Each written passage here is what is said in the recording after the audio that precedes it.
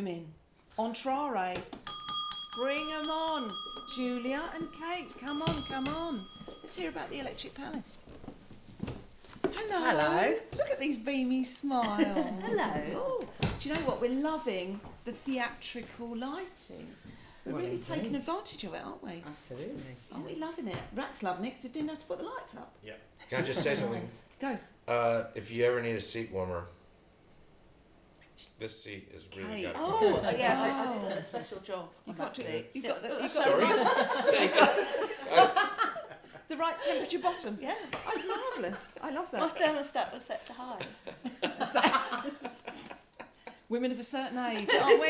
Yes. We glow in the dark, literally. Bless. Darlings, so here we are in the wonderful Electric Palace. Thank you so much. Because I say this every week, you are an institution. And a much loved institution. So here we are. So tell us, have you got any history on the Electric Palace? Yeah, well, actually, I've just been making a little timeline because next year, guess how many years we'll have been running? Go. I haven't been here all that time. Go on. Guess. 25. Exactly right. Oh! So it'll be our 25th anniversary next year. So we're building for that. So I've been looking, we've been gathering all the history. I'm going to have a timeline inspired by the Tate magazine. I thought, yeah, we can do that. 25 years. So, the history is it was an event space in the Working Men's Club downstairs. Really? But back before that, it was a mechanical institute in the Industrial Revolution. Really? Where there were millions of, well, there weren't millions, but there were a lot of cinemas in the town. We did a show about it, actually. Sorry, you shouldn't have asked me about this. No, that's great. Because I know. But there was about 20 cinemas in town. Yes. Even in the swimming baths, it was like cinema was mad. Everyone was mad for it in the Industrial Revolution, and mechanical institutes were like teaching working people about technology. Yeah. So this building, which is a Grade 2 listed building, was a mechanical institute back in the day. Wow. It got gifted to the Old Hastings Club and has since been a snooker club downstairs, and this was an event space that they used. But in 2002, Rebecca Marshall and Rachel Pearson wanted to do a film festival, and they were going to rent it, and then it worked out. This is not the case anymore, by the way, but at the time, renting it was less expensive than doing it up and kind of taking it on themselves. Sure. So they got some red paint, they got some uncomfy chairs and red cushions, and they created a cinema, and that was a kind of more of a film society. Yeah. I think it might have been a private club at that stage, like where you had to be a member and yeah. licenses. I'm not sure exactly that detail, but anyway, they, worked really brilliantly on it, built it up to, the gem it is, and everybody knows. COVID was very hard. Nearly closed. John, Robin, been part of that crowdfunder to make it happen and stay alive. Yeah. And then, essentially, Rebecca had done her time, 21 years or so, and so recruited, and that's when myself and another director came in, joined the old director, and we've been in this period of transition. Yeah. And it's tough out there. I'm rambling. No, it's good. But the thing is, obviously, since COVID and the streamers and Netflix, indie cinema has really taken a bashing, and lots of cinemas have been closing. Now, the thing about the Electric Palace is we can't make a profit because we're not for profit, and we haven't got enough seats. But we have got this amazing community vibe, and we are surviving and thriving through the work of Kate and our ex-marketing person who nearly killed themselves doing it. It's a lot of work. It's really hard. We eat films, but we don't eat films. What I mean is, not celluloid. It's like Mike will know this. There's just a lot. Yeah. So it's not one event you're promoting. You're promoting 8 a week. So it's like it's a roller coaster. But what we are really proud of is that over the last few years, we've been sort of appealing to the community. Stop doom scrolling. Yes. And start regularly coming to the Yeah. cinema. Absolutely. And that's all the support you need. Yeah. Because if we can hit 30 or more people in the cinema, we can break even. And then we manage to cover our costs and keep going. So that's what we've been doing. And at the beginning of this year, we had a lovely crowd in for Lee with Anthony, who was the daughter, Anthony Penrose. And I kind of explained that doom scrolling thing. And honestly, thank you, everybody. They've been so good. Yeah. And ever since, we've started seeing that Thursday morning build again. People are coming regularly. And that, our awards season, we sold out Sinners on Oscars night and had an Oscar night party. We sold out One Battle After Another last week. Sentimental Journey. Sentimental Value, which is the slightly more art house one, is next week and this Thursday. And we are going ahead with all of those nominees. So they didn't all win. So don't lose interest. Keep seeing them. No. But basically, I think I've rambled quite a lot, but we're really excited about where the cinema is at. But April is a dead month. So every April and October it goes quiet because the sun comes out, or October's not that. I don't know why October goes like that, but April, the sun comes out and everyone goes to the beach. So the plea is keep going in April. It's adjusting to the seasons, isn't it? We're mammals at the end of the day, and we take our time building up. We take our time easing off, and I think that's why those 2 months have that issue. So, so if we can get through April. Yeah. And roll into the summer. Yeah. We've got loads of, we do a season monthly. Yeah. And we've got lots of different strands. And what I'll finish now, Patsy. Sorry, you shouldn't have asked me. Darling, no, I love but, when you ramble. Basically, what we're really proud of, and I think what we uniquely offer, is that I do the programme and kind of looking. People say, "Oh, do you put your favourite films on?" No, that's not what I do. I look at the new release schedule and I look at BFI things and I try and kind of create a skeleton. Yeah. But we're really proud that we work with over we've got about 18 different community curated. It's hard to say that. Yeah. Curated strands. Sure. Some of whom are here today. Yeah. And so what that brings is a real diversity of programming in the mix. So, and I think that's a platform for young programmers and people who maybe want to learn about programming.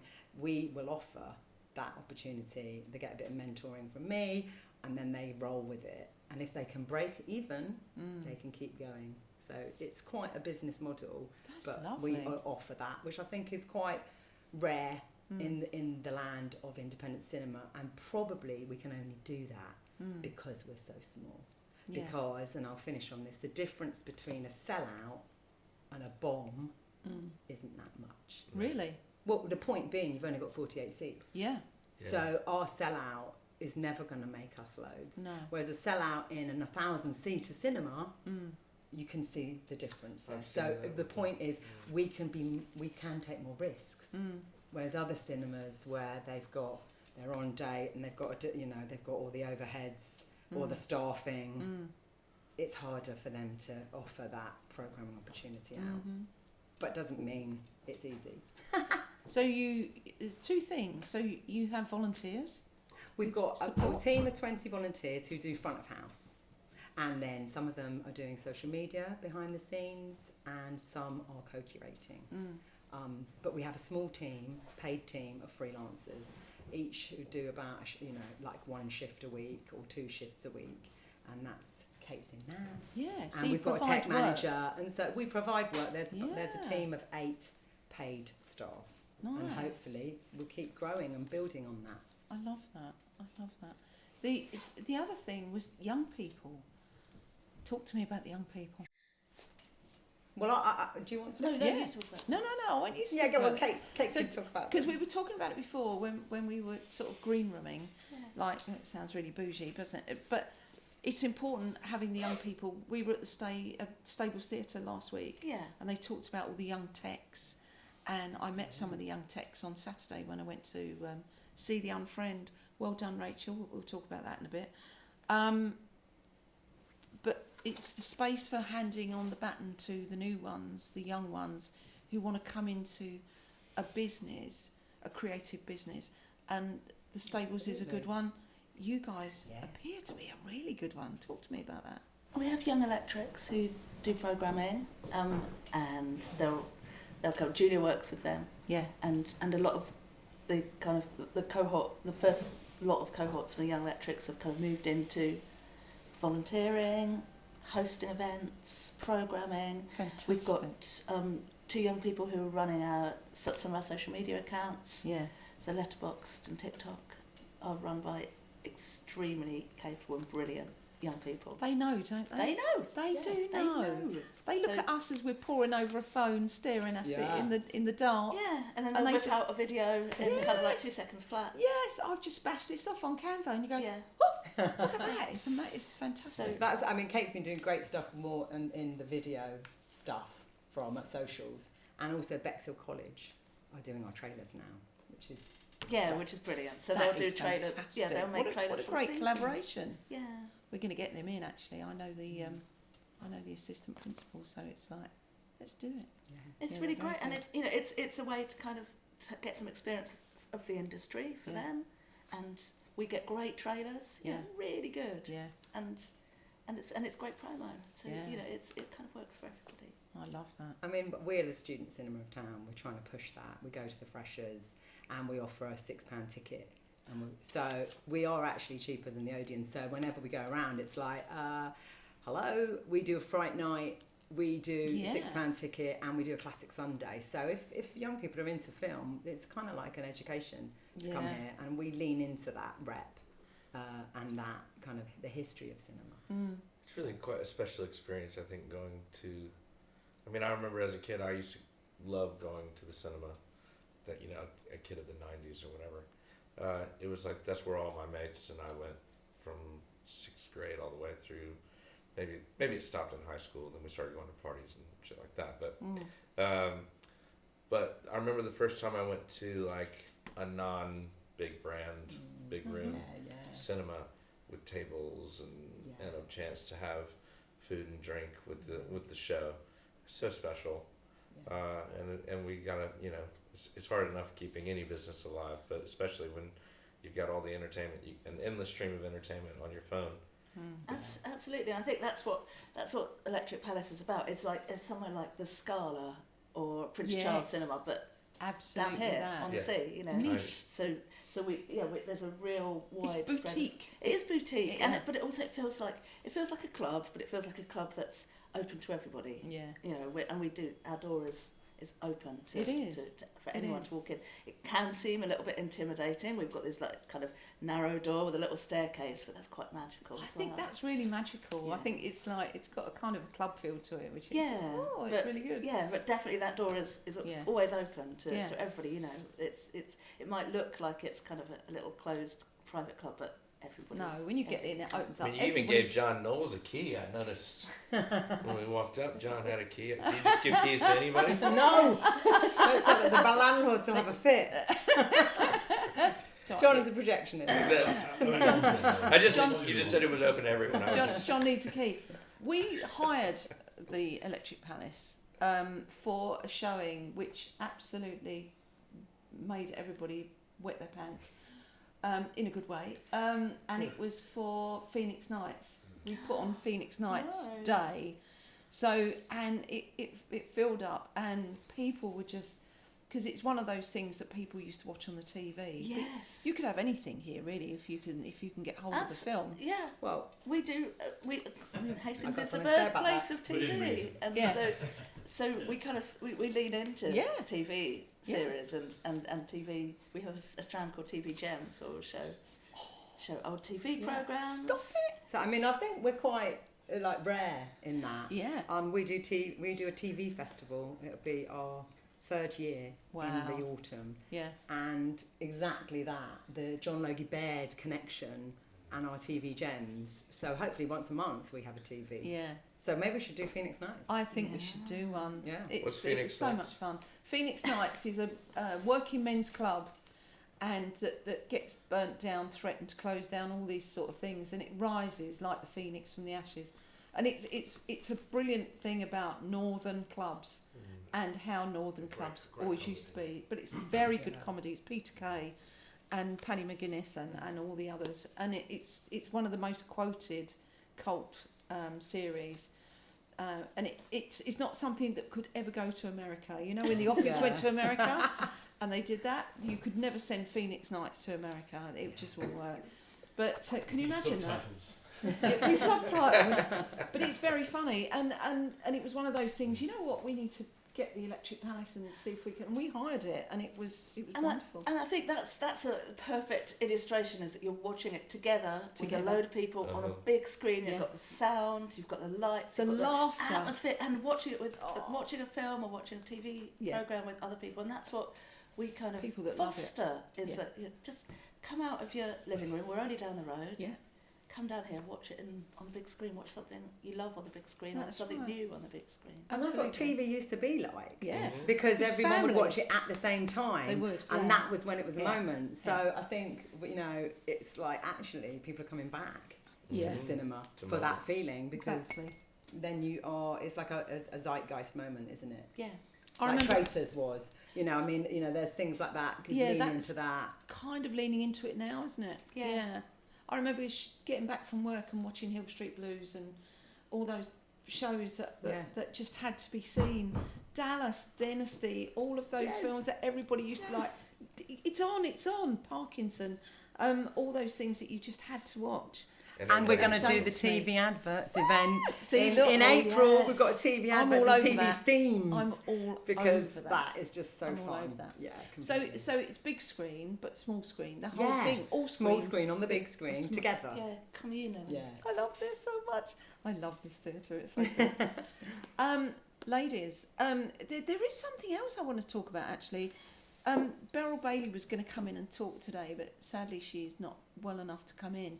But she does a thing. She bought something here that has taken off. It really has taken off, and it's such a genius idea and a genius name as well. So it's Netflix. Netflix. So There's the Netflix. click, click, Yes. click, clicking. Netflix. And so we screen every month. Yeah. Was it every month? It is Every month. Yeah. At the end of the month. Yeah.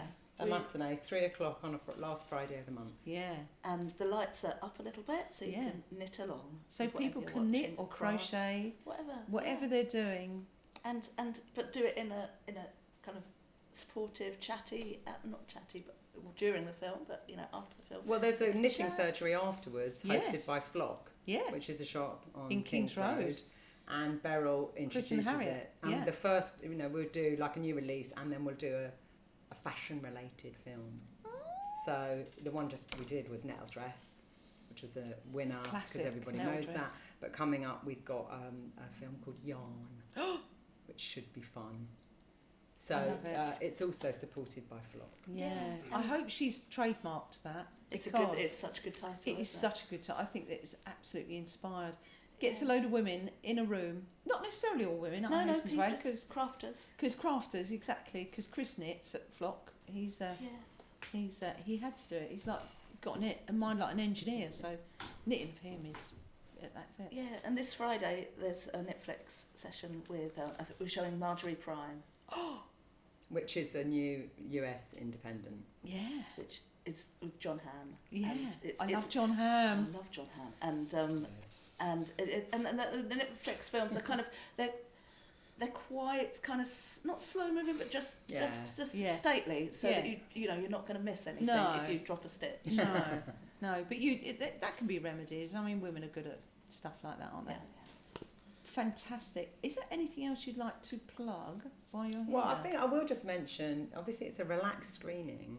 We do quite a lot of unusual screenings, the Q&As, the intros, the chat after. Yeah. But we also do interactives, and we do a relaxed strand for neurodivergent and autistic audiences. And I think people What's the sound might not be like? fully aware of that. What's the we sound bring like? the sound down, Yeah. and we have the lights half up. And freedom to move around, and we have fidget bags with fidget toys in, and that's something that we got a bit of funding to start about a year ago, but it's leading up at the end of April. We've got our Divergence Film Festival, which is curated by neurodivergent and autistic creatives and curators. Love it. And we work with lots of community partners, but the key point is come to that, but once a month, mid-month, Saturday afternoon, we do a new release with the relaxed rules. So, and you don't have to be autistic or neurodivergent to come. No. But it's something that we really hope will build, because at the moment about 10 people come each time. I love that. Oh, just want to sit here and go thanks. As somebody in that group, definitely. It's inspiring. It is inspiring. It's clever. I think it's clever, and you're listening to people's needs, which I think is really important. Great. I'm loving the Electric Palace. I just, oh God. Might struggle to get rid of Patsy after this. I know. Stay I'm not moving from my seat. I love it. Bless you, women. Thank you. Well, thank you very much. Park where Thanks you for coming. stick your bums where you like. Yeah. I know. I'm going to. Don't worry, darling. I'm on the bell.